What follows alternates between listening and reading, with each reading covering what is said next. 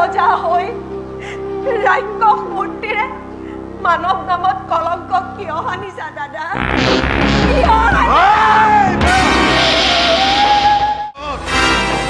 আমন্ধরে আমন্ধরে লাগে পাকে মাই দিও চলে আয় খাদ্য খাতে দৈয়কির করিম ফিরোজেদ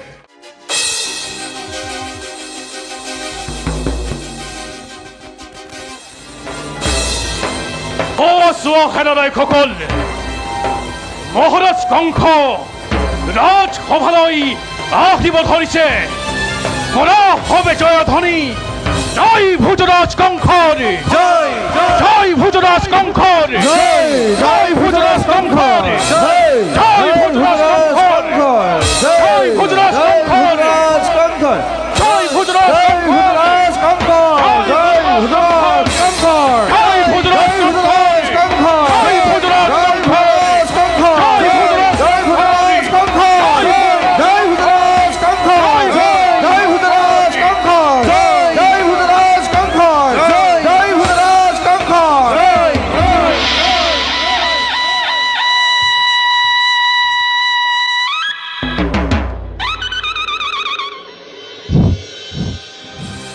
আলোকিত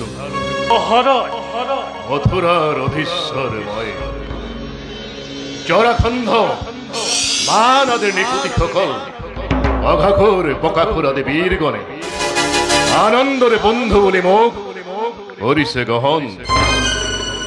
মোর দরে হচ্ছে বিচ্ছে বলে পরাক্রমী আছে নাকি এই ও মন্ডলে কোনোবা রাজন? আলোকেতু জানা নাকি কিবা সম্ভেদ? যদি জানা তেনে হলে নিখঙ্কুশে অবগত করা। মহারাজ বন্ধু বলি আকুয়ালি লই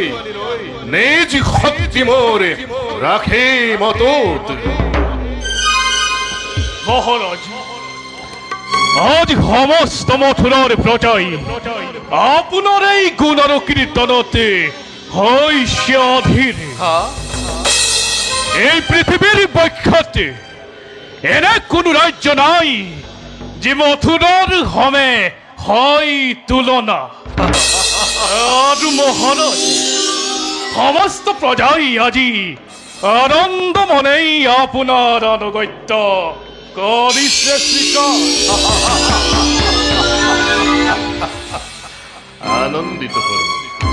আনন্দিত হল শুনি তোমার বসন। অপ্রতিদ্বন্দ্বী রাজা জীবয় ধরণী মন্ডলে কঙ্কর শিরহদ্র শিকারর দল কেন দলে রাজ্যময় করি সুহাখন। মথুরা হোক আজি আনন্দর মেলা। কালকেতু সানর মস্তিক বজুয়া বজুয়া হবে আনন্দর দ্বন্দ্বভি বজুয়া। মথুরা রাজসভা হোক আজি আনন্দর মেলা।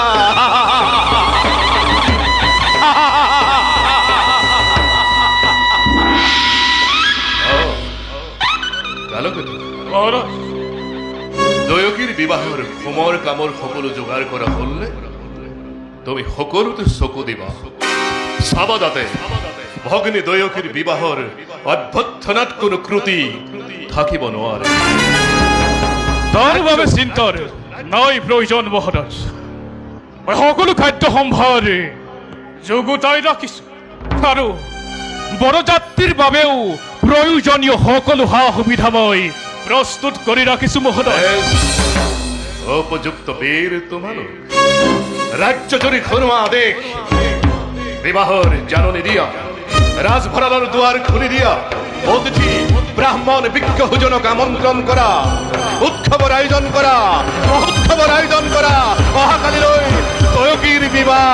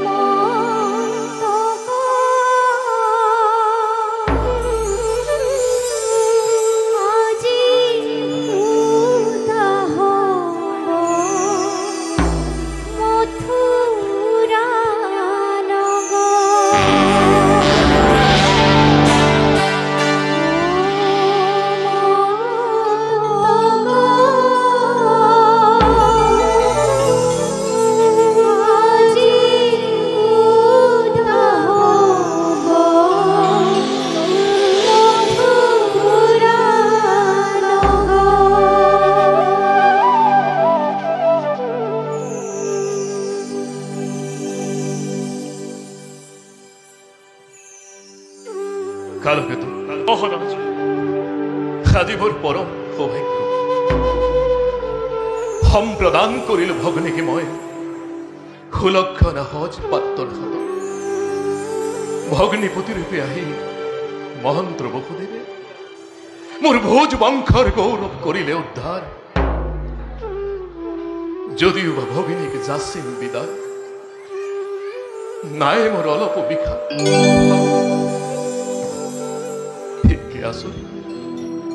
হাচম্বিত কংসৰ দোগালত অশ্ৰুৰ ধাৰা বুজিছো শৈশৱৰ সেই মধুৰ স্মৃতি আজি মোক বাৰুকৈ বিহ্বল কৰি তুলিছে দাদা দাদা বুলি অপত্য স্নেহ মায়াৰ বান্ধোৰে বান্ধি ৰখা প্ৰাণাধিক স্নেহ ভগিনী দৈব আজি খন্তে গুচি যাব বসুদেৱৰ গৃহ শূন্য হব এই কংসৰ ৰাজপ্ৰাসাদ শূন্য হব আজি কংসৰ হৃদয় মহাৰাজ পুত্ৰ হলে পৰৰ কন্যাই আহি গৃহ শোভা কৰে আৰু কন্যা হলে গতি কৰে পৰৰ গৃহলৈ এয়াইতো জগতৰ চিৰন্তন নীতি মহাৰাজ নাই নাই কালকে এয়া মোৰ আনন্দৰ অশ্ৰু চোৱা মথুৰাৰ আজি প্ৰত্যেকজন প্ৰজাই আনন্দত মতলীয়া হল ভগ্নীপতি ৰূপে মহেন্দ্ৰ বসুদেৱক পায় আৰু ৰাজপ্ৰাসাদৰ প্ৰত্যেকটো ধূলিকণাই আজি আনন্দত উন্মত্ত হল জোঁৱাই বসুদেৱক পায় কালকেতো মহাৰাজ বিবাদৰে সম্পন্ন হল মোৰ ভগ্নীৰ বিবাহ সমাজত যৌতুক উৎসৰ্গাৰ আজি এই সকলোবোৰ ৰথ উপচাই দিয়া হয় বৰযাত্ৰী কন্যাৰ লগত মহাৰাজ সাজু কৰি ৰাখিছো মই সকলো যৌতুক 18শ ৰথ যাব ৰত্নেৰে ৰঞ্জিত 15,000 ঘোঁৰা 400 হাতী চমৎকাৰ আৰু লগতে যাব দাখ দাখি 200ৰো অধিক অপেক্ষিছো তজু আদেশৰে বাবে চমৎকাৰ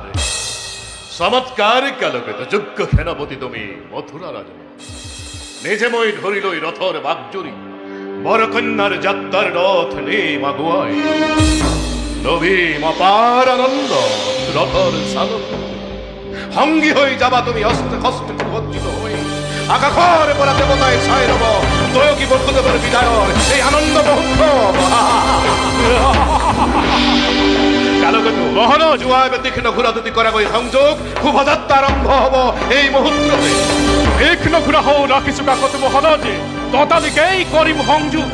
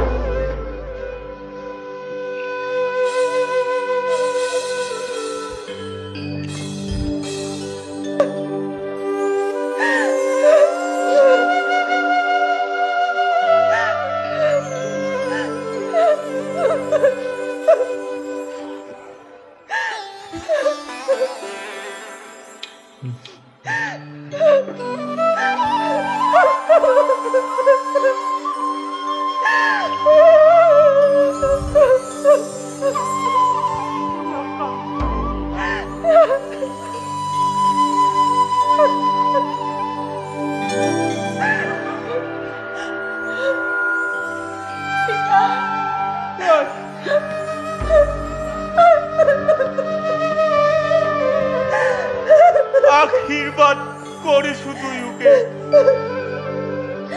চিৰদিন কুশলে থাকা উঠা আই উঠা বাসুদেৱ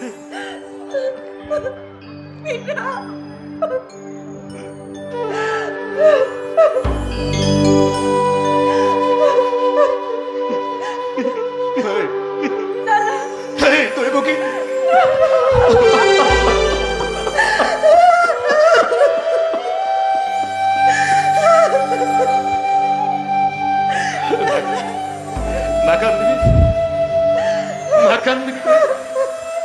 এই শুভ মুহূৰ্তত তই আৰু কন্দাকতা কৰি মোক বিপদ কৰি নতুলিবি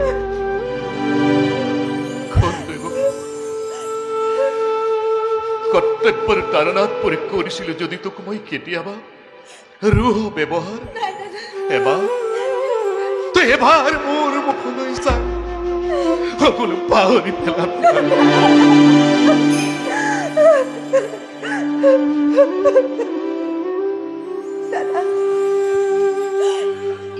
বসুদেৱ পৰম মিত্ৰ মোৰ বিবাহ যদিও বা দেৱতাৰ নিবন্ধ তথাপিতো তোমাৰ দৰে সুযোগ্য পাত্ৰৰ হাতত সম্প্ৰদান কৰি ভগিনী আনন্দিত আজি মথুৰা নগৰ আনন্দিত আজি কংস মহাৰাজ তেনে আজলি তাই এই সংসাৰৰ আও ভাও নবুজে দেখা নাই কষ্টৰ মুখ তাই কোনোদিনে মুখে ৰাজপ্ৰাসাদত তোমাৰ অপত্য স্নেহৰ পৰা যাতে কোনোদিনে বঞ্চিত নহয় তাকেই মই কৰিছো কামনা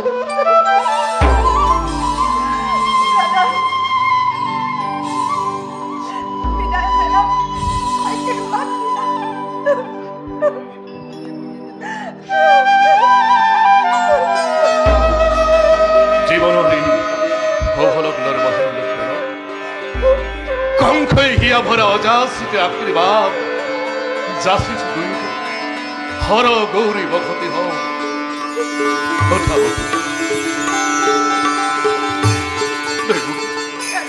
নাকান্দিবি আছা তোৰ যাত্ৰাৰ বাবে মই সুবৰ্ণ ৰথ ৰাখিছো সজাই আৰু মই আজি নহয় মথুৰাধিপতি কংস মহাৰাজ মই যে আজি ৰথৰ সাৰথি ৰথৰ চালক ৰূপে দুয়োকে লৈ যাম থৈ আহিম সৌ অদূৰ বলা বসুদেৱ শুভযাত্ৰা আৰম্ভ হওক কি বলবে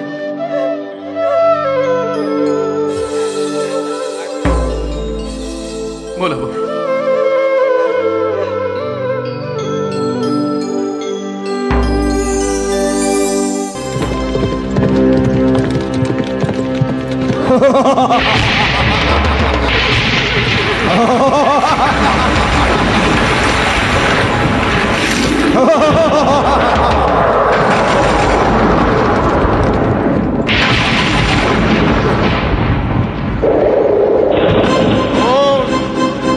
মনে করে অট্টহাস্য শূন্য গগনত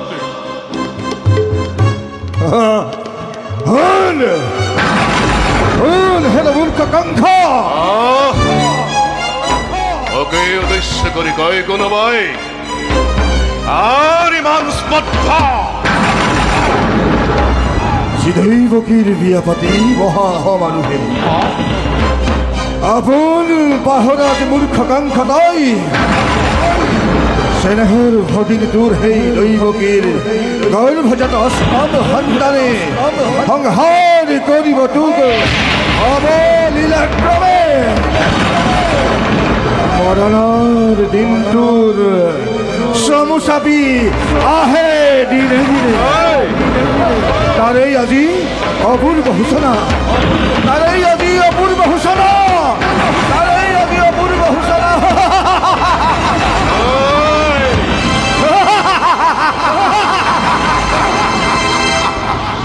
দৈবকী গর্ভজাত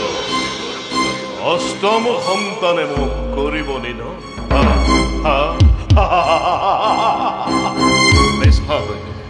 মেছা দৈবকী মিছা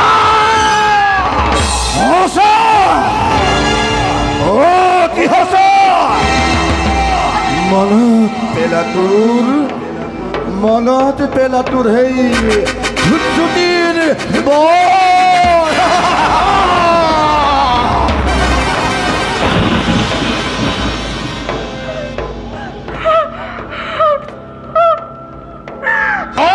হব দৈবকী এয়া জানো সঁচা অতি সঁচা পুৰিছে সেই ধৈৰ্যতিৰ অভিঘাত আপোন পাহৰা হৈ আনন্দতে আজি কংসই পাহৰিছে আপোনাৰ ভূত ভৱিষ্যত সাৱধান কৰি দিছে আকাশীবাসী লৰাই দিলে মোৰ কৰ্তব্য নিজৰ মহাৰাজ আনন্দৰ ধৌ নৌমাৰ যাওঁতে দুপৰতে দেখা দিলে কাল বৰষাৰ ঘন ঘূৰে থাকিলে আকাশ অমৃত কৰল হৈ খেদি আহে মোক গিলিবৰ কেতু অমৃত কৰল হৈ খেদি আহে মোক গিলিবৰ কেতু কালকেতু মহাৰাজ ঘূৰুৱা ঘূৰুৱা বিজুলী বেগেৰে পাব কৃষ্ণ দৰুৱা আনন্দ উন্মত্ত প্ৰজা পলাও লৌৰি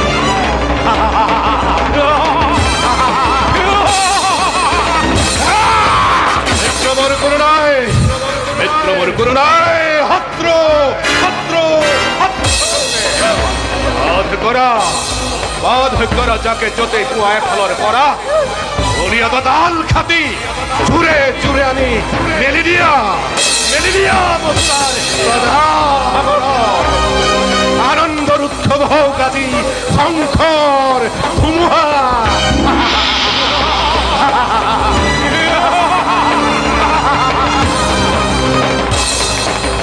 আজি কালকেতুৱে যিহকেই বিচাৰিছে তাকেই পাইছে সাৱধান মথুৰাবাসী সাৱধান সমস্ত যাদৱী আৰু যত মানে আছ ৰাজত্ব হিতালে তৰুৱালে ঘূৰাই বিজুলী বেগেৰে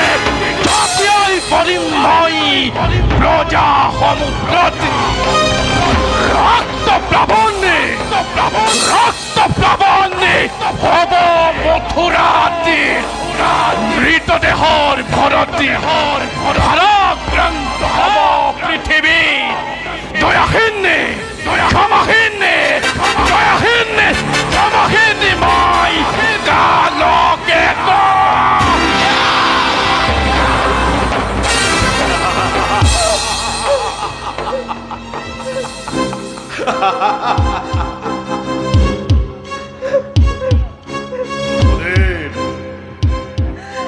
নতুন মিতি আৰু স্নেহৰ ভগিনী দৈমুখী ভৱিষ্যত ভাগ্যলিপি কংসৰ খৰিলি কাণ পাতি আনন্দ তথিৰ আগ্ৰহেৰে মই দুয়ো তাকে বান্ধি দিলো মিলন বান্ধোনেৰে এই মিলনেই আজি স্পষ্টভাৱে গণিত কৰা অচিৰতে কংসৰ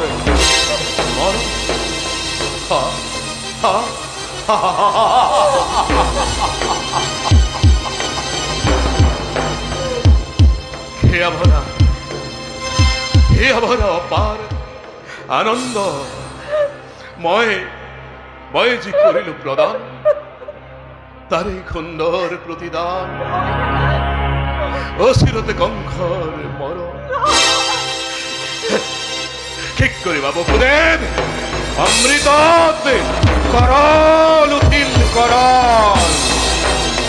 বেশ কথা এই হব নহব অন্যথা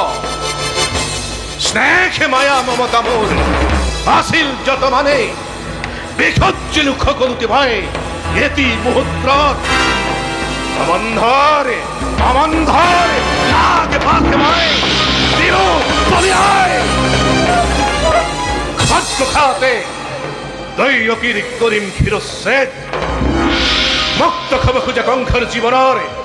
মৃত্যুৰ দ্বাৰ ৰুদ্ধ কৰি চিৰকাললৈ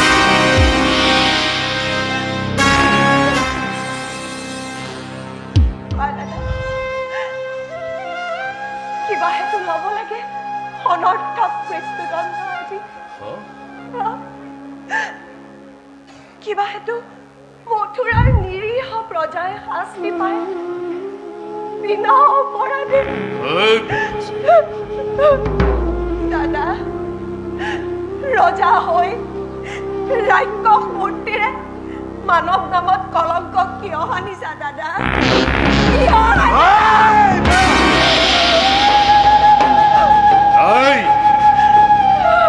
নাই তোৰ কোনো অপৰাধ অপরাধীর হয়ে করু আজি এই মথুরার প্রজা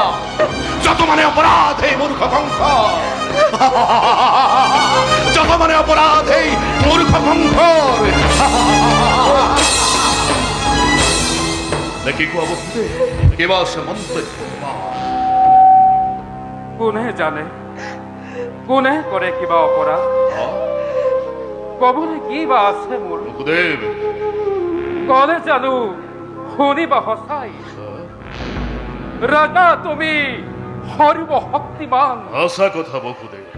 সকলো কৰিব পাৰা ইচ্ছাতে তোমাৰ এওতো সত্য সঁচা হওক মিছা হওক ন্যায় বা অন্যায় সবাৰো বিধান হব ইচ্ছাতে তোমাৰ হব পাৰে বসুদেব সেই গৰ্বতে গৰ্বিত হৈ তোমাৰ হিৰে আজি হিমাদ্ৰী লংঘিছে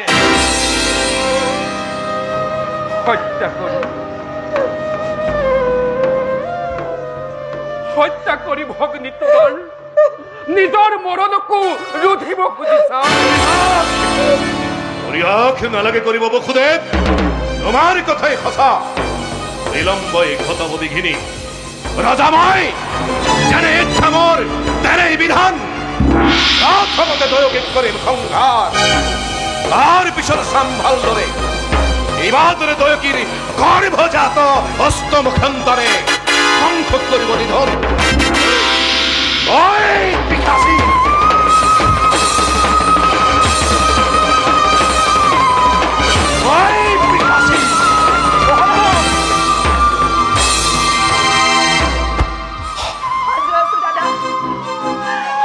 প্রতি মুহূর্ততে কিন্তু জানিবা ধুরু বীর তুমি মহাশক্তিমান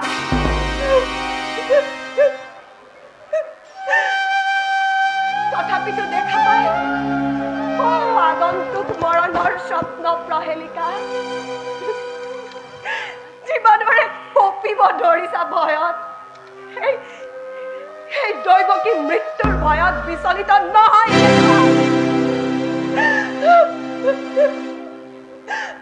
হয় যদি মৃত্যু মোৰ স্বামীৰ আগত তুমি হেন মহাবীৰ জ্যেষ্ঠ ভাতৃৰ হাতত তেনেহলে তাক দেৱতাৰ দান বুলি মই হাঁহি মুখে কৰিম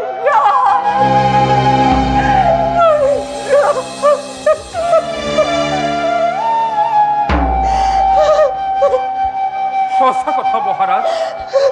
এনে কাৰ্য অতি অশুভনীয় নাৰী হত্যা ভগ্নী হত্যাৰ কলংক কালিমা হানি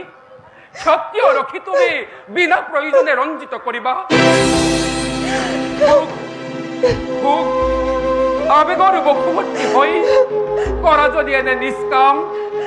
যুগে যুগে জগতৰ বীৰৰ সমাজে হত মুখে কৰিব গঞ্জনা নলব তোমাৰ নাম লাজতে ঘৃণাতে নলব মোৰ নাম লাজতে ঘৃণাতে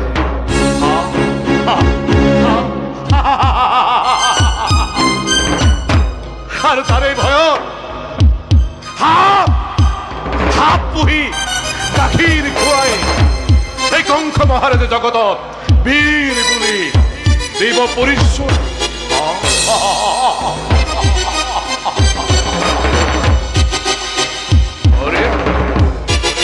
বঢ়িয়া যুক্তি তোমাৰ আসলতে হিতাকাঙ্ক্ষী মিত্ৰ মোৰ তুমি বসুদেব আৰু আছে উপায় উপায় কি দৈৱকীও থাকিব জীয়াই নিশা আৰু তোমাৰো একোকে নহব অনিষ্ট ঠিক কোৱা বসুদেব পৰজোৰে কৰিছো দিয়া মোক দৈৱকীৰ প্ৰাণ ভিক্ষা দান নিশা সম্ভৱ বসুদেব দৈবকীর গর্ভজাত অষ্টম সন্তানে হব কঙ্কর প্রাণবলী নাই নাই নাই অসম্ভব তার পরিবর্তে কি বসুদেব তার পরিবর্তে দৈবকীর গর্ভজাত প্রতিটো সন্তান যি মুহূর্ততে ভূমিষ্ঠ হব সেই মুহূর্ততে এটি বৃত্তি কৰি আমি দিম তোমাৰ হাতত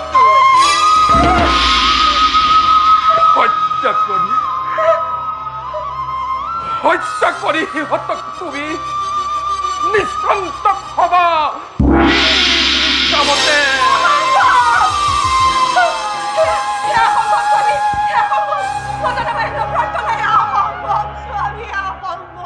দেৱী প্ৰতিশ্ৰুতময়ী সৰগৰ দেৱ শিশু সৰল নিষ্পাপ সিহঁতৰ প্ৰাণৰ বিনিময়ে জীৱন ভিক্ষাৰ মোৰ নাই প্ৰয়োজন নজনা বাহিৰ প্ৰাৰ্থনা স্বামী নজনা বাহিৰ প্ৰাৰ্থনা অসম্ভৱ স্বামী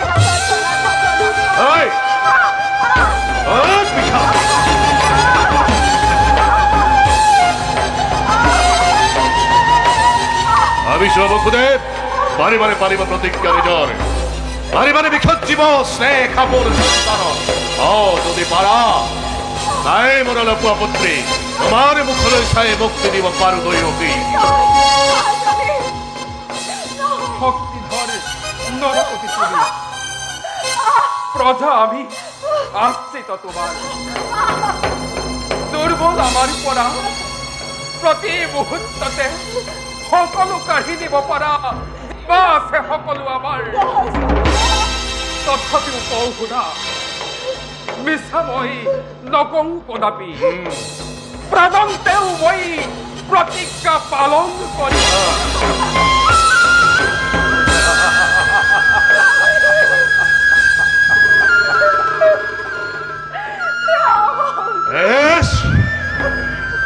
এতিয়াৰ পৰা তেন্তে গৈ দুয়োজনে স্থিৰ নেত্ৰে চাবলৈ ছিন্নভীৰ আপোন সন্তানৰ নিজকে আগলৈ প্ৰস্তুত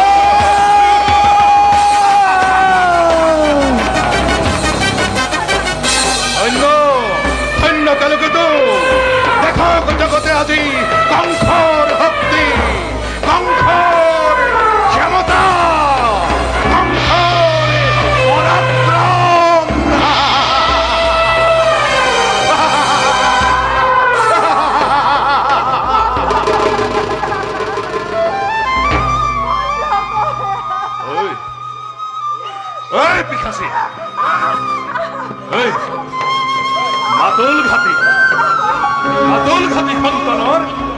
জননী হবি তই মাতুল ঘাটি সন্তানৰ জননী হবি তই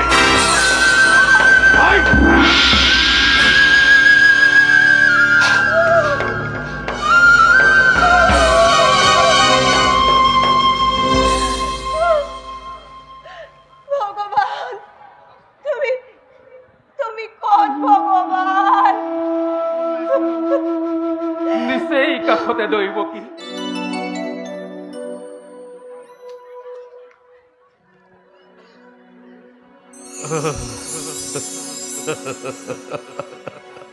কালকেতু দেৱতাৰ চক্ৰান্তই মন প্ৰাণ একেবাৰে বিহ্বল কৰি তুলিছে অলপ নৃত্য গীতৰ ব্যৱস্থা কৰিব নোৱাৰি নে কালকেতু নিশ্চয় বনে মহাৰাজ কৰা নৃত্য গীতৰ আয়োজন কৰা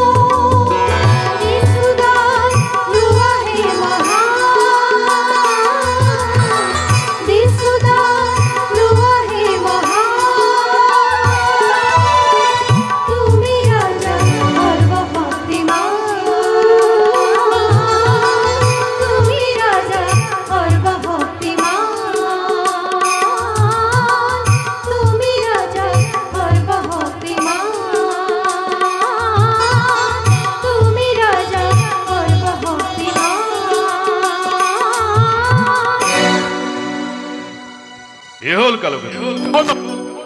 হঠাৎ এইদৰে নৃত্য গীত বন্ধ কৰি দিলা কিয় ঘৰত ৰৈ আছে সন্ত বসুদেৱ মহাৰাজ বসুদেৱ আহিছে হয় মহাৰাজ আহিবলৈ দিয়া আহিবলৈ দিয়া আহিবলৈ দিয়া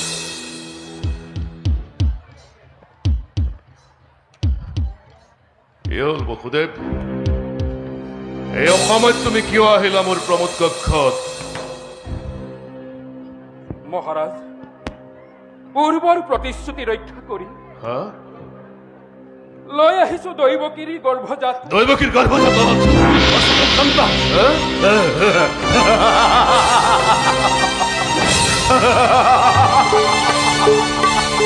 দৈৱকীৰ গৰ্ভৰ এই কণমানে শিকত কংসৰ প্ৰাণৱলী মহাৰাজ এয়া দৈৱকীৰ প্ৰথম সন্তান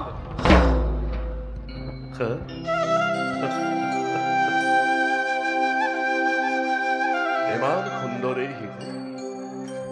তৰা ভৰা আকাশৰ যেনেটি উজ্জ্বল নক্ষত্ৰ ধন্য বসুদেৱ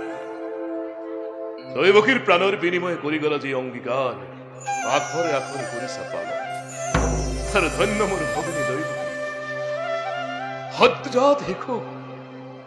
তুলি দিছে কালৰূপী কংসৰ হাতত নাই নাই দৈৱকীৰ গৰ্ভৰ প্ৰথম সন্তানৰ পৰা মোৰতো নাই কোনো মৃত্যু ভয় লৈ যাব এয়া গৈ তুলি দৈৱকীৰ কোলাত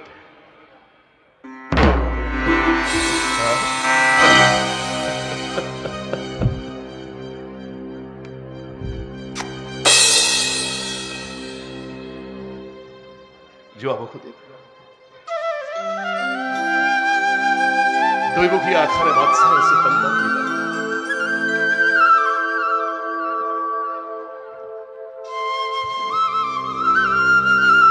চিৰদিন প্ৰাণহম মৃত্যুতা মোৰ থাকিব অতত আৰু দৈৱকীকো জনাবগৈ মোৰ বকুৰ চৰে ভাল মহাৰাজ আপোনাৰ আজ্ঞাকে কৰিম পালন শোকাতুৰ দৈৱকীক দেউঘৈ সুখৰ বতৰা বসুদেৱ মনত ৰাখিবা যি মুহূৰ্ততে ভূমিষ্ঠ হ'ব দৈৱকীৰ গৰ্ভৰ অষ্টম সন্তান তুৰন্তে আনি তুলি দিবা কংসৰ হাতত যোৱা ভাল মহাৰাজ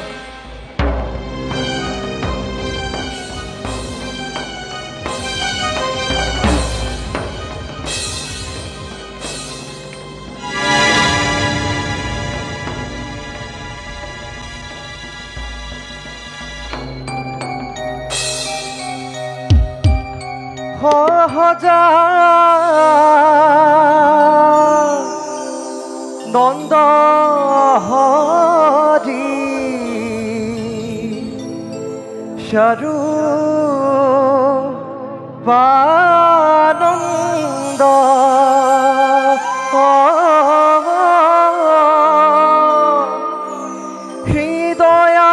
হৃদয়ানন্দ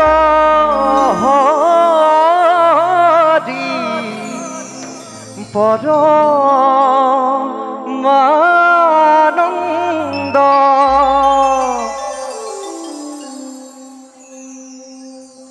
দেৱৰ্ষি নাৰদ আহিল হয় মহাৰাজ সহজা নন্দ হৰি সৰু বানন্দ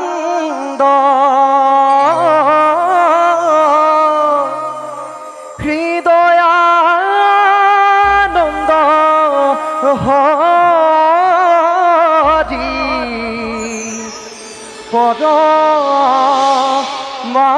পৰমানন্দ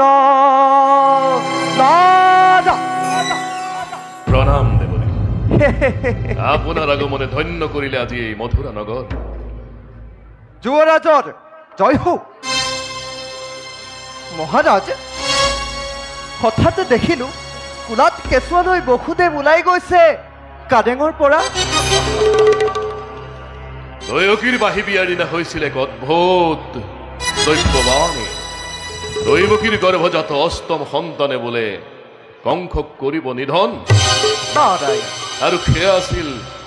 দৈবকীৰ গৰ্ভৰ প্ৰথম সন্তান আৰু সেইবাবে মই মুক্তি দিলো দেৱৰ্ষী মহাৰাজ মহাভুল কৰিলা ৰাজন তুমি মহাভুল কৰিলা দৈবকীৰ প্ৰথম সন্তানক মুক্তি দি তুমি মহাভুল কৰিলা ঐ দেৱৰ্ষী ভাবিছিলো মহাৰাজ হাস্যজ্ঞত বিদগ্ধ পণ্ডিত দেৱৰ্ষী পিছে পিছে আৰু কি দেৱৰ্ষী মহাৰাজ হা? চোৱা এই পাহে অষ্টদল পদ্ম ইয়াৰ বাৰু কোন পাহে প্ৰথম আৰু কোন পাহে অষ্টম তুমি জানো ক'ব পাৰিবা চোৱা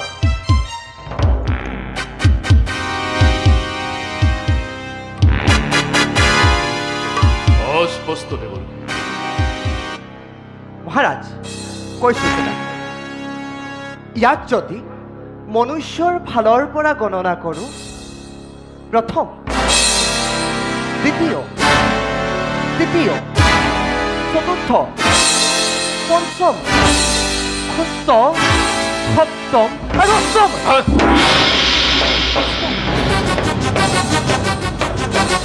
আৰু ৰাজন ইয়াক যদি দেৱতাৰ ফালৰ পৰা গণনা কৰা প্ৰথম দ্বিতীয় চতুৰ্থ পঞ্চম ষষ্ঠ সপ্তম আৰু অষ্টম মনুষ্যৰ ফালৰ পৰা প্ৰথম আৰু দেৱতাৰ ফালৰ পৰা অষ্টম ৰাজন প্ৰথমে অষ্টম অষ্টমে প্ৰথম প্ৰথমে অষ্টম ষষ্ঠমে প্ৰথম ৰাজন প্ৰথমে অষ্টম অষ্টমে প্ৰথম প্ৰথমে অষ্টম অষ্টমে প্ৰথম ৰাজন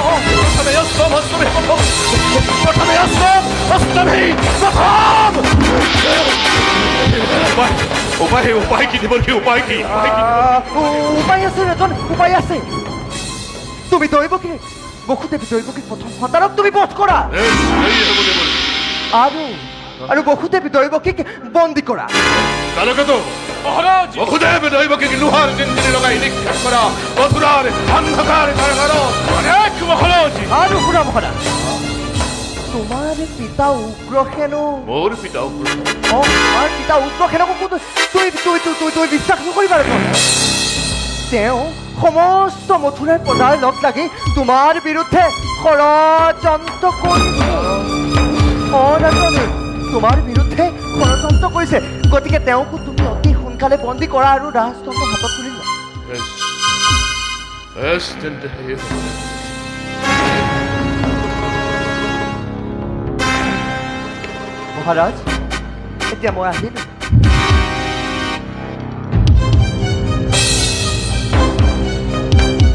মায়াত বন্দী হলে ৰাজন মনতে ৰাখিবা প্ৰথমে অষ্টম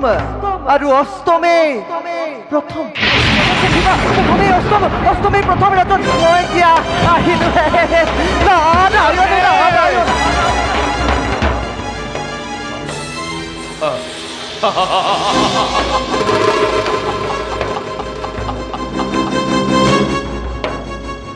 ৰজাৰ বিৰুদ্ধে প্ৰজাৰ ষড়যন্ত্ৰ উত্তৰ বিৰুদ্ধে পিতৃৰ ষড়যন্ত্ৰ এয়া ৰাজনীতি ৰাজনীতি পিতা পুত্ৰৰ কোনো সম্বন্ধ নাই ধৰ্মৰ প্ৰচণ্ড আদেশ দুৰ্বৃত্ত পিতা উগ্ৰসেনক লোহাৰ জিঞ্জিৰি লগাই নিক্ষেপ কৰা মথুৰাৰ অন্ধকাৰ কাৰাগাৰত মহাৰাজ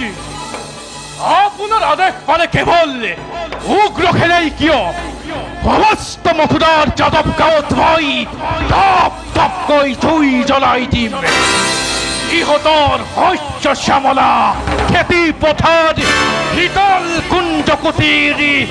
টপ টপকৈ জ্বলি উঠিব ধুমুহা বৃষ্টিপাত অগ্নিপাত ইহঁতৰ ঘৰে ঘৰে কন্দুলৰ ৰোল উঠিব মহাৰাজ কন্দুলৰ ৰোল উঠিব উঠক উঠক উঠক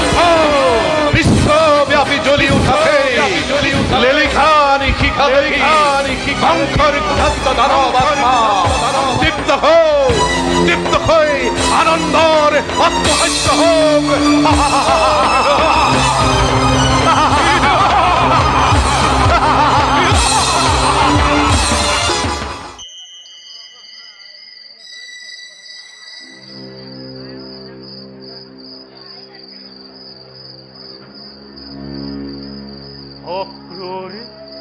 মহাৰাজ কংস যে আজি মোৰ শাসনৰ বিৰোধী, মই কি কৰিব পাৰো অক্ৰূৰ? বৃদ্ধ পিতৃৰ এটুপি চকুলোৰে নিষ্ঠুৰ পুত্ৰৰ হৃদয় গলাব পাৰিবনে? সকলো কথা এবাৰ ভালদৰে ভাবি চাওক মহাৰাজ। মহাৰাজ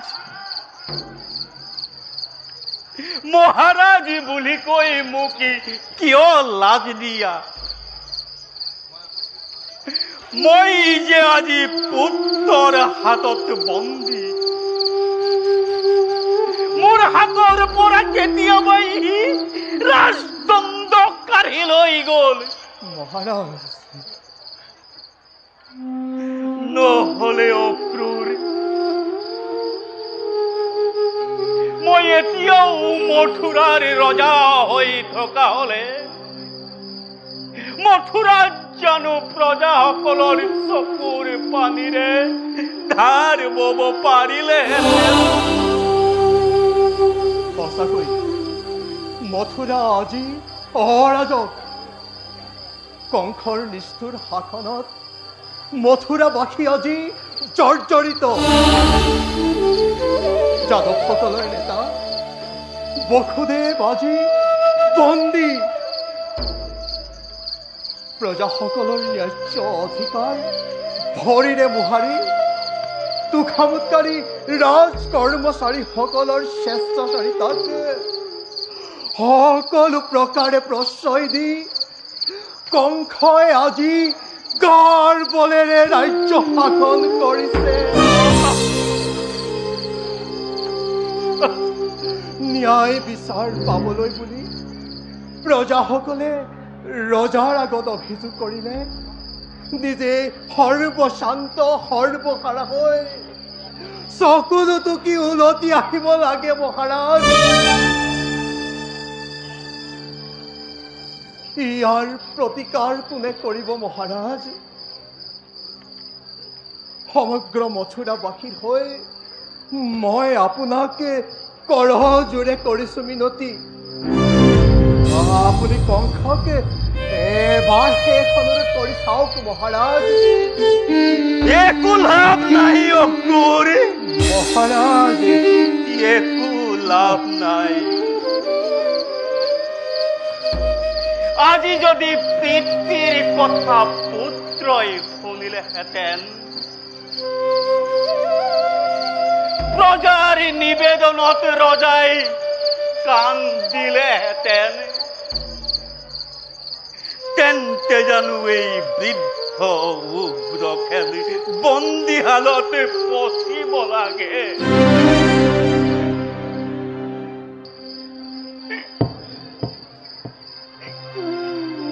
মহন্ত বাসুদেৱ হতভাগিনী দৈৱকীৰ বিনা দোষী ছয় অজান শিশুৱে অকালতে যমনি আলহী হব লাগে। মহাৰাজ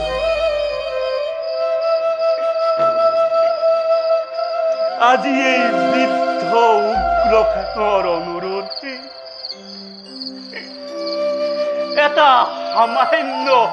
প্ৰহৰীও ৰক্ষা নকৰে অক্ৰূৰ।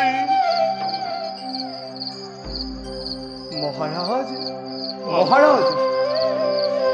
কালি মই সপোনতে জানিব পাৰিছো ভগৱান নাৰায়ণে হেনো আমাৰ যদুবংশত জন্মগ্ৰহণ কৰিব। যদুবংশত? হয় মহাৰাজ, লগে লগে মনত পৰিছে মোৰ সেই ভীষণ দৈৱ পানী কথা। দ্ৰব্যবাণীৰ কথাই সঁচা হওক প্ৰহৰী, দ্ৰব্যবাণীৰ কথাই সঁচা হওক। মোৰ এটা পুত্ৰৰ কল্যাণত সহস্ৰ লক্ষ পুত্ৰৰ কল্যাণ হওক। ভগৱানৰ শ্ৰী চৰণত মই তাকেই প্ৰাৰ্থনা কৰিছো প্ৰহৰী, তাকেই মিনতি কৰিছো। মথুৰাবাসী আজি দুৰ্ভাগ্য, বিনা কাৰণত আপোনাৰ নিচিনা পিতৃবৎসল মৰমীয়াল নিপতি শাসনৰ পৰা মথুৰাবাসী আজি বঞ্চিত হৈছে। ঈশ্বৰে আপোনাক দীৰ্ঘজীৱী কৰক মহাৰাজ, দীৰ্ঘজীৱী কৰক। পুনৰ আপোনাৰ অধীনত থাকিলে মথুৰাবাসীয়ে ৰাম ৰাজ্য পাবলৈও হেঁপাহ নকৰে মহাৰাজ। ৰাম ৰাজ্য পাবলৈও হেঁপাহ নকৰে। মই আৰু জীয়াই থাকিবলৈ হেঁপাহ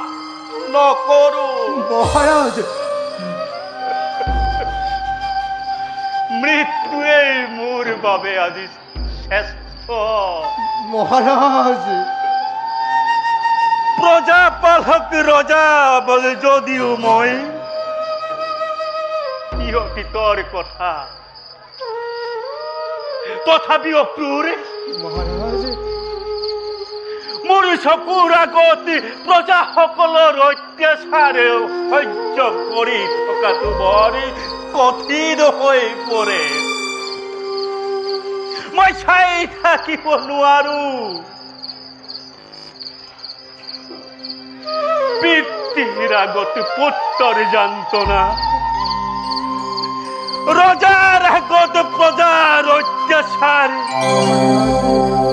কিমান নিৰ্মম,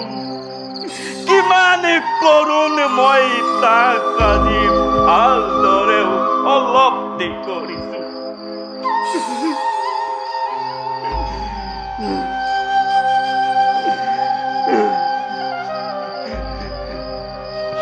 কংস পুত্ৰ মোৰ, তথাপিও ক্ৰূৰ মহাৰাজ। বয়সৰ উৎপীড়নী নোহোৱা হলে এবাৰ তাৰ বিৰুদ্ধে সকলো অত্যাচাৰী অনাচাৰৰ বিৰুদ্ধে বিদ্ৰোহী হৈ থিয় দিলোহেঁতেন। সিংহৰ দৰে গৰজি উঠি নিষ্ঠুৰী কুলাংগাৰ পুত্ৰৰ বুকুতে তীক্ষ্ণ শিৰ বহুৱাই দিলোহেঁতেন। মহাৰাজ,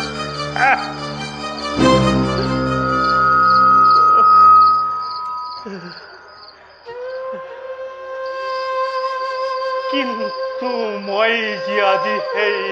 সৌভাগ্যৰ পৰা বঞ্চিত।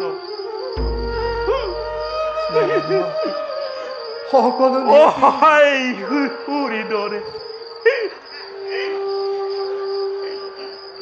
ভীৰুতাৰ দৰে পৰৰ বুজা হৈ মই যে আজি ভাৱে ঘিণ লগা জীৱন যাপন কৰিছো। ক্ৰূৰ,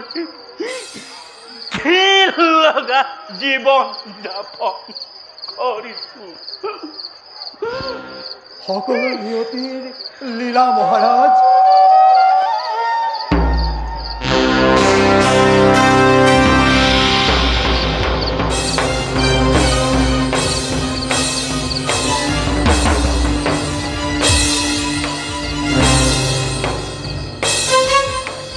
তাক কি কুমন্ত্ৰণা দিবলৈ আহিছ?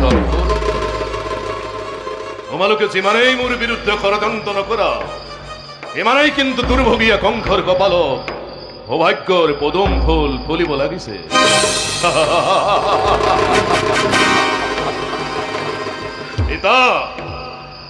তোমালোকৰ দৰে ৰাজলক্ষ্মী বন্দিনী আজি কংখৰ ৰাজ অন্তঃপুৰ কংখৰ ভয়ত বিধাতায়ও আজি সাৱধানে বিধিলিপি লিখিবলৈ বাধ্য হল পিতা মই আজি এনেবোৰ মই মতালিৰ কথা শুনিব নিবিচাৰো মোক অলপ শান্তিৰে থাকিবলৈ দে কংক তোমাৰ মতে কথা নহব পিতা মোৰ ইচ্ছা মতে চলিব লাগিব তুমি শুনিবলৈ ইচ্ছা নকৰিলে মই যে তোমাক শুনাবলৈ অতি ইচ্ছুক পিতা শুনা যিদৰে দৈৱকীৰ গৰ্ভৰ 6টা সন্তানক মই হিলত আচাৰি আচাৰি জীৱন লীলা সমাপ্ত কৰিলো ঠিক তেনেকৈ যিদিনা দৈৱকীৰ গৰ্ভৰ 8ম সন্তানটিক মই হিলত আচাৰি আচাৰি জীৱন লীলা সমাপ্ত কৰিম সেইদিনাই কংখৰ জীৱনৰ আনন্দৰ পূৰ্ণাহুতি হ'ব পিতা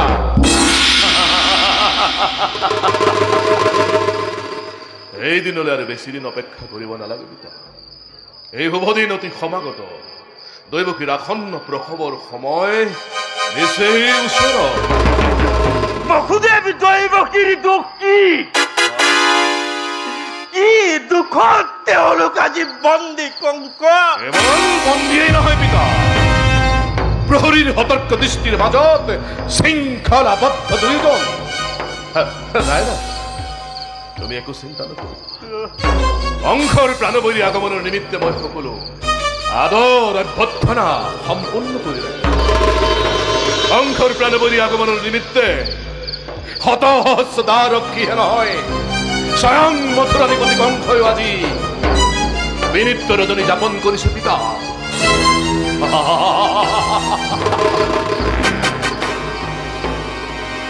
মই আহো তোমাক মই এই শুভ সংবাদটো দিবলৈহে আহিছো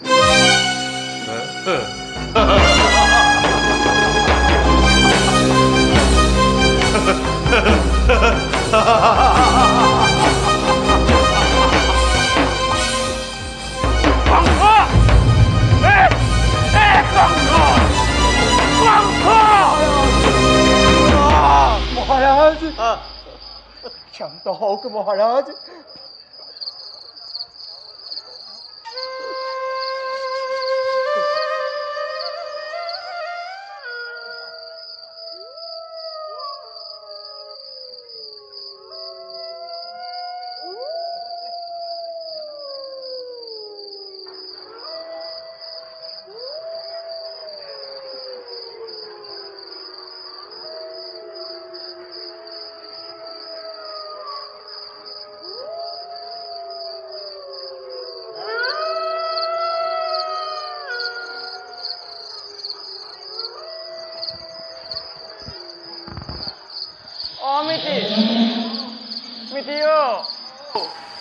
মোৰ হলে বৰ তিতাকেহা লাগিছে কেলে মিতি দৈৱকী কেঁচুৱা কেতিয়া জন্ম হব কিবা গম পাইছা নি এইবোৰ কথা জানিবলৈ মোক কি তিৰোতা বুলি ভাবিছিলা নেকি মিতি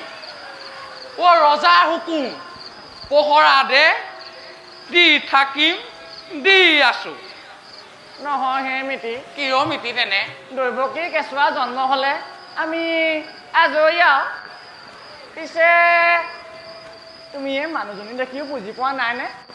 তুমিচোন এই এপালমান ল'ৰা ছোৱালী বাপেকি এপালমান ল'ৰা ছোৱালী বাপেক হলো বুলিয়ে এইবোৰ কথা জানিম নেকি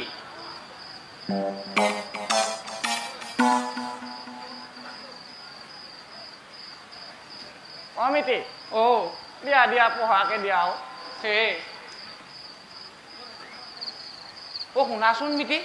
কোৱা তোমাৰ জীৱনৰ সংসাৰখন কিমান আগবাঢ়িছে মোৰ জীৱনৰ সংসাৰ কথা নকবা মিতি কেলে মিতি মোৰ জীৱনৰ সংসাৰ মিতি আগলৈও যোৱা নাই পাছলৈও যোৱা নাই মাজতে বুজিলো মানে তুমিয়ে বাপেক তুমিয়ে সন্তান মিতি নকবা একো নাই মিতি চেষ্টা কৰি যোৱা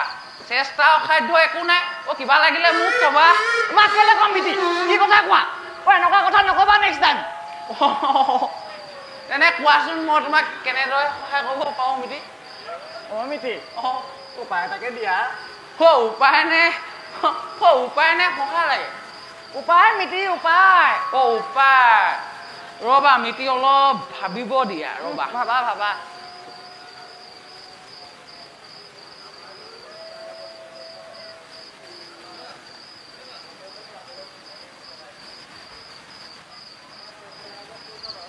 মিতি মিতি কিবা উপায় ভাবি পালা নি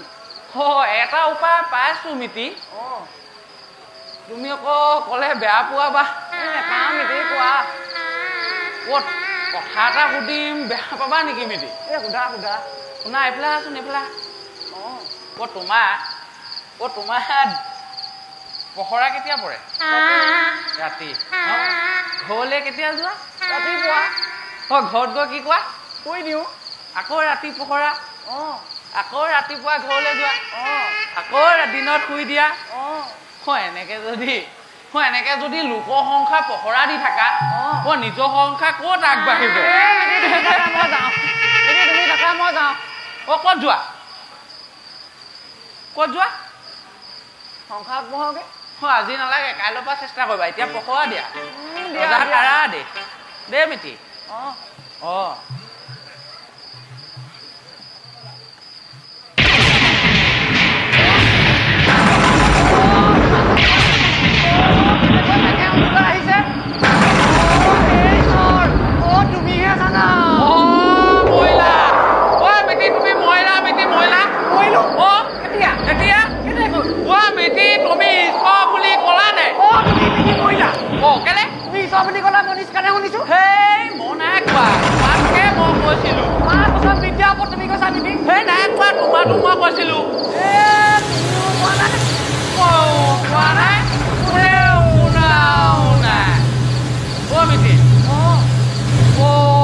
ভাগৰ লাগিছে বুজিছা লাগিছে পাই অলপ মই বাগৰটা মাৰিয়ে লওঁ দুয়োৱে বুজিছা দিয়া মাৰিয়ে লওঁ দুয়ো বোলে দিগদাৰ হ'ব এটা কাম কৰোঁ শুনা এইফালে কোৱা কামটো মানে এনেকুৱা মই শুম তুমি পহৰা দিবা তুমি পহৰা দিলে মই শুম হ'বনে হ'ব ঠিক আছে হ'ব দিয়া মই শুই লওঁ হা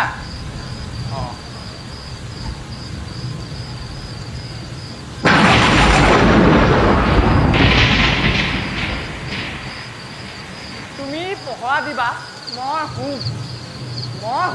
তুমি পহৰা দিবা মিতি কি কথা ক'বলৈ আহিছা তুমি পহৰা দিবা মই শুম তুমি পহৰা দিবা এইবোৰ নহ'ব কেলে কি কথা ক'বলৈ আহিছা তুমি এইবোৰ কথা নহ'ব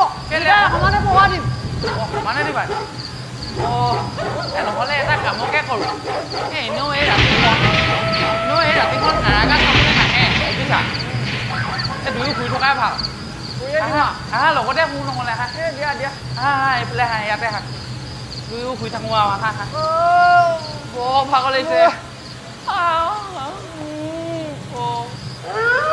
বৰ ভাগৰ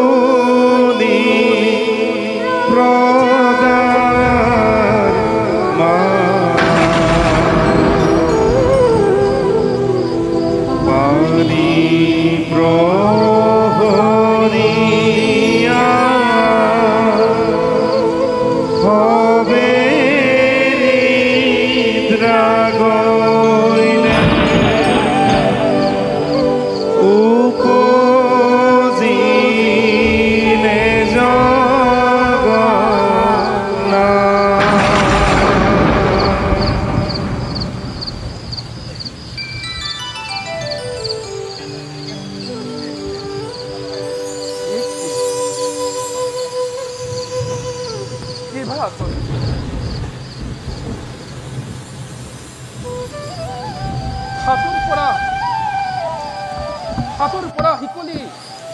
কেনেকৈ সৰি পৰিল টান বন্ধনৰ পৰা নিষ্ঠুৰ ৰাজাৰ কোনে যে নাকস্মাত আহি কৰি দিলে মুক্তিৰ বিধান অলৌকিক সকলো ঘটনা বাহিৰত দবা দুটা বৰষুণ প্ৰাকৃতিক ভীষণ দুৰ্যোগ সৃষ্টি যেন ধ্বংস হয় প্ৰতি মুহূৰ্ততে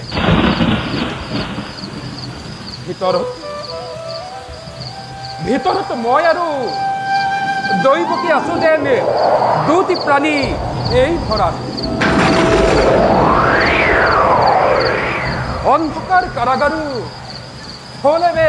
দেৱৰ মন্দিৰ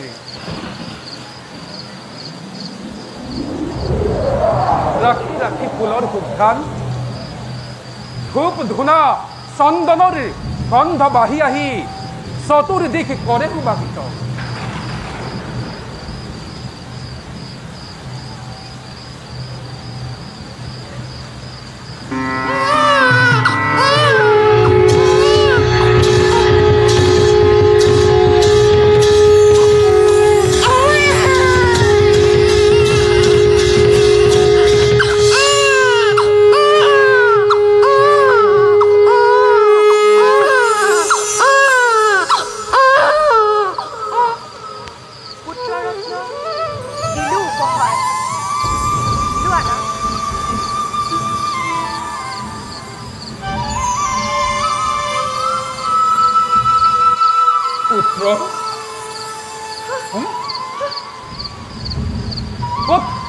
ক'ত মোৰ পুত্ৰ দৈৱকী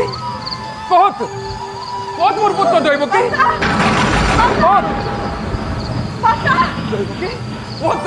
ক'ত মোৰ পুত্ৰ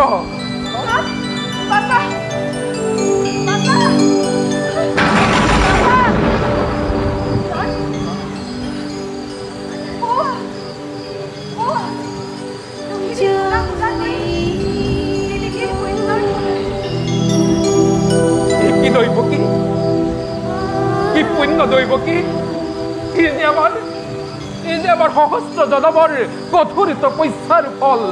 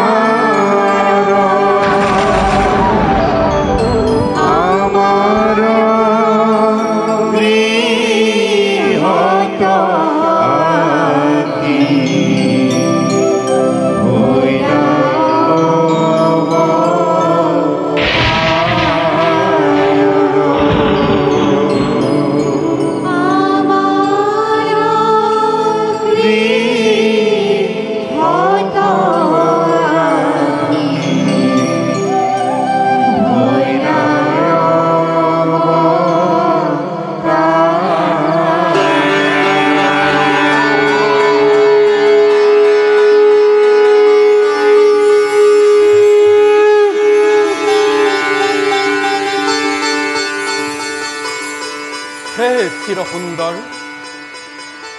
হে চিৰ বাঞ্ছিত দৃশ্য সৌন্দৰ্য কৰি সমাবেশ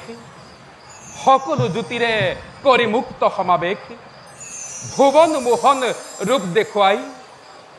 তোমাৰ এই বসুদেৱ দৈৱকীৰ জীৱন সাৰ্থক কৰিলা। তোমাৰ দৰে বিশ্ব জনকৰ জনক জননী হবলৈ কিবা সাধ্য কিবা শক্তি আছে আমাৰ?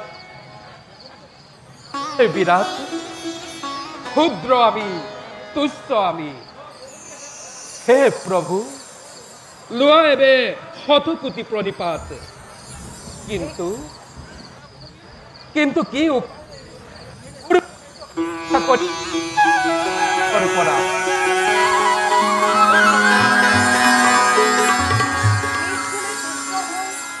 বৰশী কৰুণা ধাৰা ধাৰা ধাৰে আজি মেলি দিছা সৌভাগ্যৰ দুৱাৰ আমাৰ। সামৰা তজু চকু চাট মৰা জ্যোতি জগতৰ পুত্ৰ ৰূপে, বুকুৰ মানিক ৰূপে পুনৰবাৰ মোৰ কোলালৈ আহা, স্থিতি লোৱা দৈৱকীৰ কোলাত প্ৰভু। দৈৱকীৰ মনোবাঞ্ছা পূৰ্ণ মোৰো এবে হে অভিলাষ, পুত্ৰ ৰূপ দেখুৱা তোমাৰ।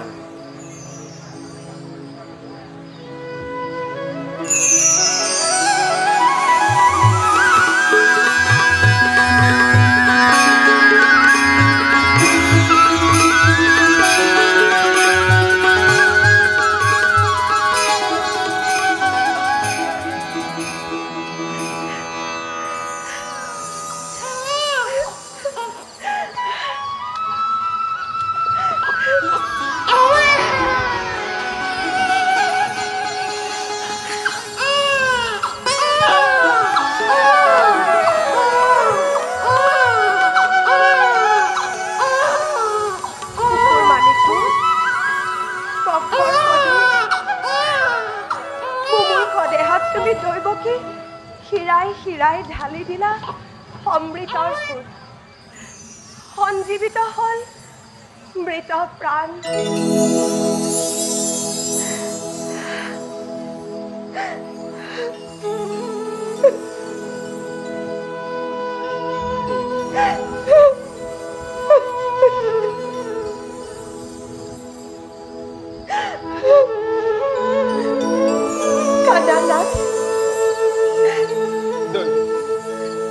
কি উপায়েৰে ৰক্ষা কৰো মই বংশৰ প্ৰতিপদ? কান্দা নাথ, তুমিও কান্দা। কান্দি কান্দি চকুলোৰে মজিয়া বহোৱা। বাবাকে এই ৰাক্ষসী মুহূৰ্ত খন্তেক পাছতে আহি হব উপস্থিত। ভাই মোৰ মহাকাল সাক্ষাৎ হব।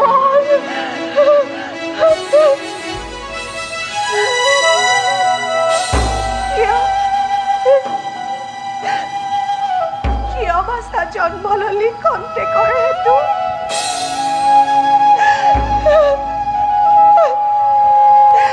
কিয় নাহিলি দীৰ্ঘজীৱী হৈ?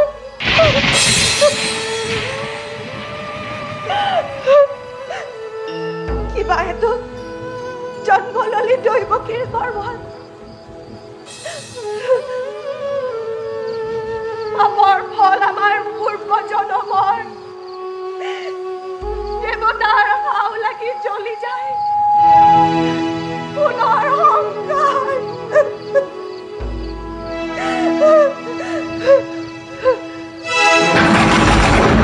ভয় আছে শত্ৰুৰ, দিনে নিশাই মেলে চাই পলুৱাই কাম কোনদিকে? বাছা ক'ত পলুৱাই কাম কোনদিকে? স্বামী পলুৱাই কাম কোনদিকে? পলুৱাই কাম কোনদিকে? স্বামী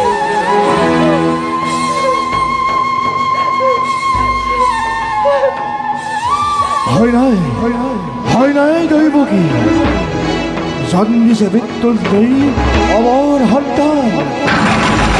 বুকুত হুমুৱাই লৈ পুত্ৰক তোমাৰ বসুদেৱ তুমি খোজ লোৱা বকুলৰ দিশে। বকুলৰ নন্দৰ ঘৰত পৰিছে যুগ মায়া যশোদাৰ গৰ্ভ মেলা আছে সকলো দুৱাৰ যোৱা শীঘ্ৰে এই সুবৰ্ণ সুযোগ আনাগৈ যুগ মায়াকে পুত্ৰ ৰূপে সলাই আনাগৈ যুগ মায়াকে পুত্ৰ ৰূপে সলাই আনাগৈ যুগ মায়াকে পুত্ৰ ৰূপে সলাই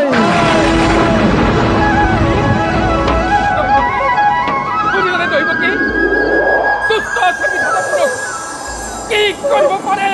কংসদুৰা চালে দিয়া দৈৱকী দেৱতাৰী নিজে ক্ৰমে খোজ লওঁ গকুলৰ ফালে দিয়া দৈৱকী দৈৱকী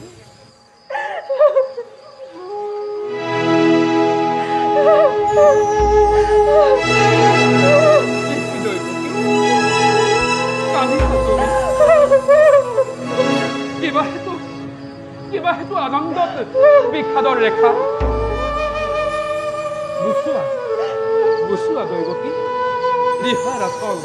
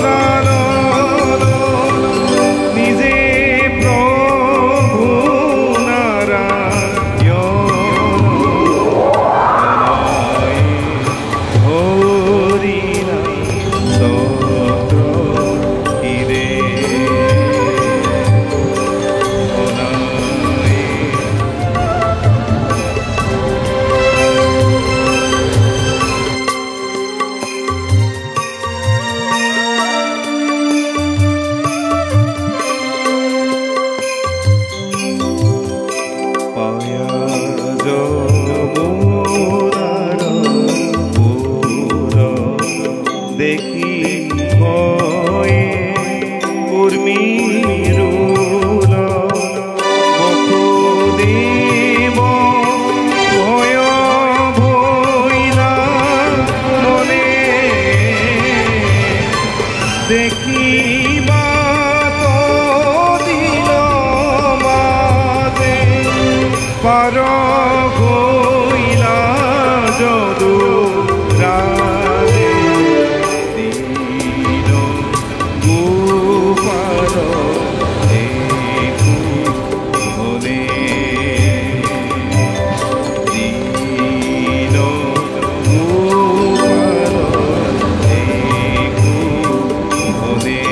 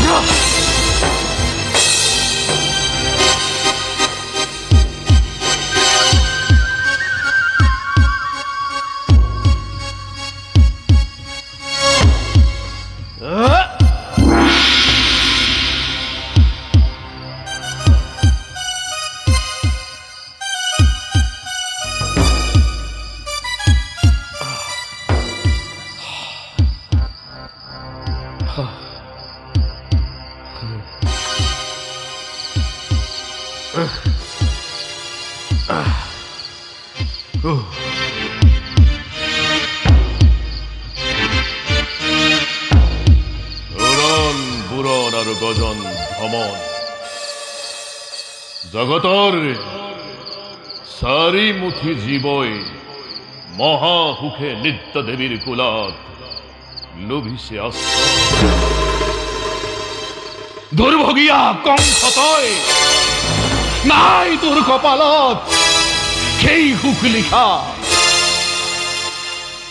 লওঁ বুলি ভাবিলেই খন্তেক নিদ্ৰাতাশ্ৰয় দুই চক্ষু মুদিলেই মোৰ চতুৰ্দিশে দেখা পাওঁ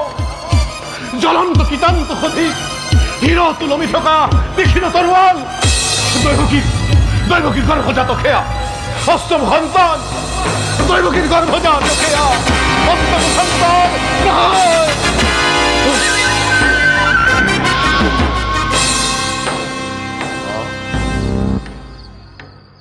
সংঘাৰ মূৰ্তি এৰি প্ৰকৃতিৰ দেখোন একেবাৰে শান্ত ৰূপ কৰিছে ধাৰণ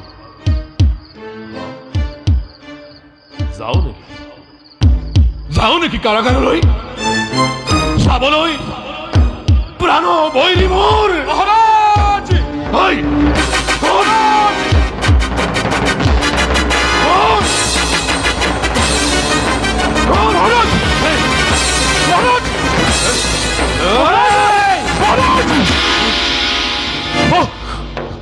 কি আচৰিত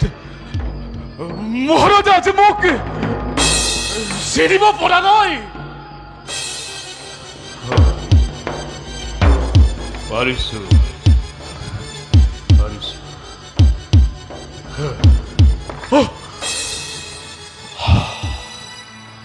কালকেতু মহাৰাজ আজি অষ্টমী তিথি হয় মহাৰাজ আজি অষ্টমী তিথি আজি মোৰ প্ৰাণবৰী জন্মিলেও ভয় কিহৰ দৈৱবাণী দেৱৰ নাৰদ ৰাগ জননী মনত আছে কালকেতু আছে মহাৰাজ ধ্বংসকাৰী কংসময় মোৰ দ্বাৰাই দৈৱবাণী নিষ্ফল হব এতিয়াও জীয়াই আছেনে কালকেতু নাই সি মৰিছে মিছা কথা কংসৰ প্ৰাণবৰী ইমান সহজতে মৰিব নোৱাৰে কালকেতু মহাৰাজ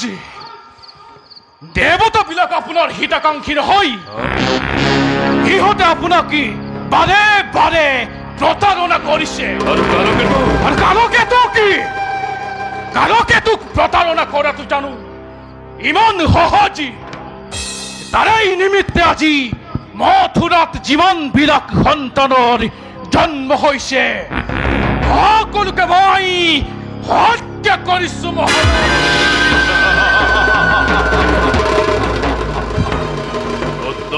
উত্তম পিছে কাৰাগাৰত কি হ'ল কাৰাগাৰলৈ গৈছিলো উত্তপ্ত অখিলৈ যদি সন্তানে জন্ম লাভ কৰিছে তেন্তে তাকি মাতৃৰ বুকুৰ পৰা টানি আনি বধ কৰিলা নাই কৰা মহাৰাজ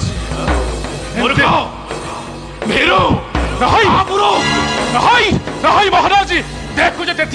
তেতিয়াও সন্তান জন্ম হোৱাই নাই এতিয়া মাতৃৰ গৰ্ভৰ অন্তৰালত বহি কংসৰ মৃত্যুৰ বতৰালৈ খিল কৈ অট্টহাস্য কৰিব লাগিছে যা মূৰ্খ তোৰ মাকৰ গৰ্ভ ফালি আদুৰি শিলত বধ কৰবই নহয় মহাৰাজী সেয়া যে দৈৱকীৰ পুত্ৰ সন্তান নহয় সেয়া দৈৱকীৰ কন্যা মহাৰাজী সেয়া দৈৱকীৰ কন্যা মহাৰাজ নহয় মহাৰাজ হে কন্যা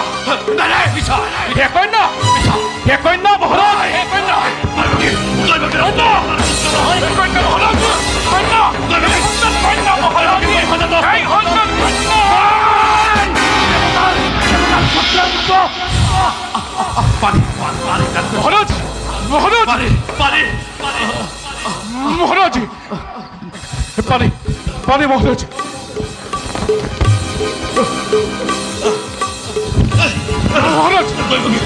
দৈবকীৰ গৰ্ভজাত অষ্টম সন্তানটি পুত্ৰ নহয় নহয় হে কন্যা মহাৰাজ হে কন্যা সঁচা হে কন্যা হে কন্যা কন্যা মহাৰাজ কন্যা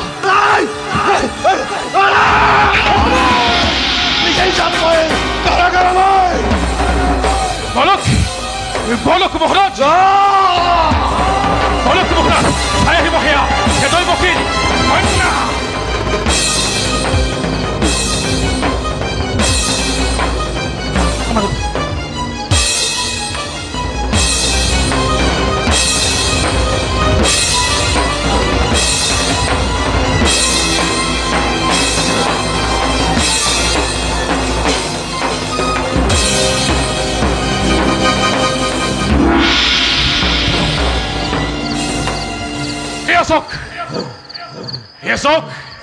এসক মহারাজ দৈবকীর কুলাত হেয়া দেবলিপ কন্যা পুত্রই হোক কন্যাই হোক ইয়াতে দৈবকীর গর্ভর অষ্টম সন্তান দে দে দে দৈবকী দে কেঁচুৱা দে কেঁচুৱা দে আল শিশুৰ ৰক্তৰে মই বহুদিনীয়া পিয়া পলুৱাম দে দে দৈবকী দে কেঁচুৱা দে দে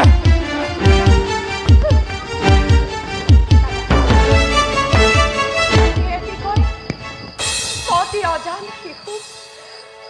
ৰাক্ষসৰ দৰে হত্যা কৰিলা তথাপিতো মই তোমাক এবাৰো বাধা দিয়া নাছিলো কিন্তু দাদা আজি এই কন্যাটিৰ জীৱন আচল পাতি ভিক্ষা মাগিছো তাইৰ পৰা তোমাৰ কি ভয় দাদা দিয়া মাক তাইৰ জীৱন শিক্ষা দিয়া দাদা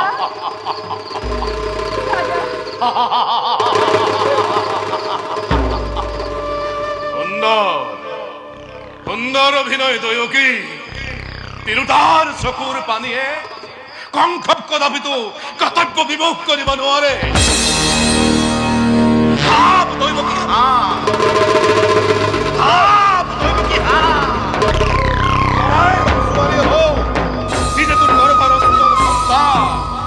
আৰু হাত মূৰত তুলি কংসই কেতিয়াও নৃত্য কৰিব নোৱাৰে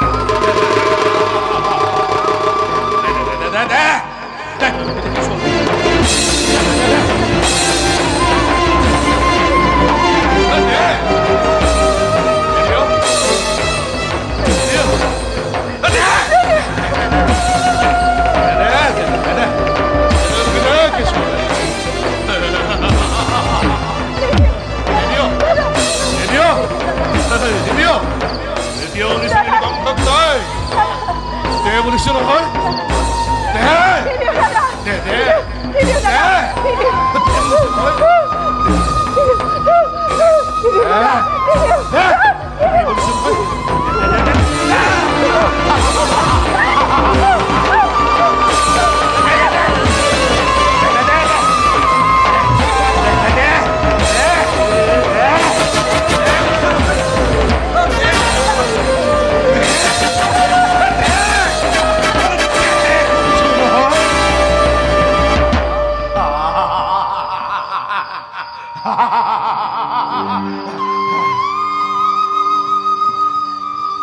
এই অকণমানি শিশুটো কংসৰ প্ৰাণবোৰ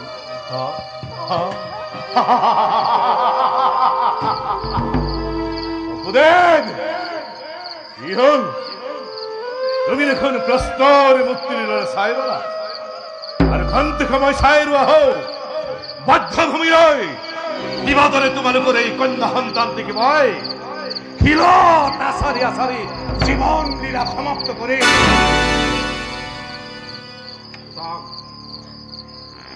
কংসৰাজ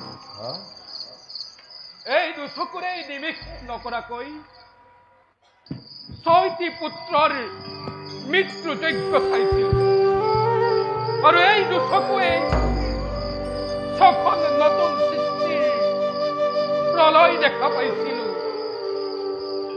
আৰু আজিও ঠিক তেনেদৰেই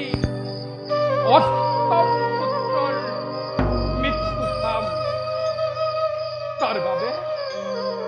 তাৰ বাবে বসুদেৱ সদায় প্ৰস্তুত। প্রস্তুত আকাশের দেবতা, প্রস্তুত পৃথিবীর মনুষ্য, কোনে আজি কঙ্কর হাতর পরা দৈবকীর গর্ভজাত অষ্টম সন্তান রক্ষা করিব।